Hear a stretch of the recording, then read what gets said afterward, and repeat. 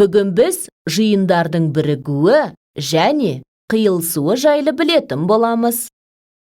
Суреттерге мұқият қара. Не бейнеленген? Өсімдіктерді ата. Бақ-бақ, кекіре, қашқаргүл, бәйшешек, қызғалдақ. Осы өсімдіктерді қандай жиындарға бөлуге болады? Дұрыс, мәдени өсімдіктер жиыны және жабайы өсімдіктер жиыны. Осы жиындарды А және Б әріптермен белгілейік. Мәдени өсімдіктерді адам өсіреді, ал жабайы өсімдіктер адамның күтімінсіз өседі. А жиынына, яғни мәдени өсімдіктер жиынына қандай элементтерді кіргіземіз? Дұрыс, қашқаргүл мен қызғалдақты. Ал қай элементтер жабайы өсімдіктерге жатады?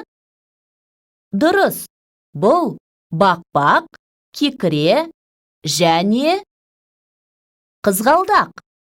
Қызғалдақ та жабайы өсімдіктерге жатады. Адамның күтімінсіз далада, тауда өсетін қызғалдақтар болады. Қызғалдақтың А жиынына да, Б жиынына да тиісті екенін қалай белгілесек болады?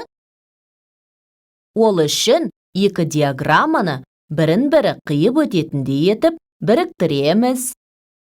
Қызғалдақ А және Б жиынының қиылысу элементі болады.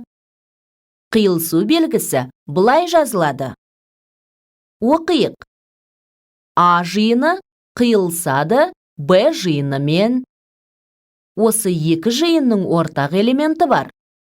Бұл қызғалдақ. Берілген жиындарды не біріктіруі мүмкін? А және Б жиындарының бірігуі бұл элементтердің А жиынына да, Б жиынына да тиісті болуы. Бірігу белгісі былай жазылады. Қандай элементтер жиындарды біріктіреді? Дұрыс, жиындарды біріктіретін элементтер қашқаргүл, қызғалдақ, бақ-бақ, кекіре және бәйшешек. Мәдени өсімдіктер жиыны жабайы өсімдіктер жиынымен бірігеді. А жиыны мен Б жиыны бірігеді.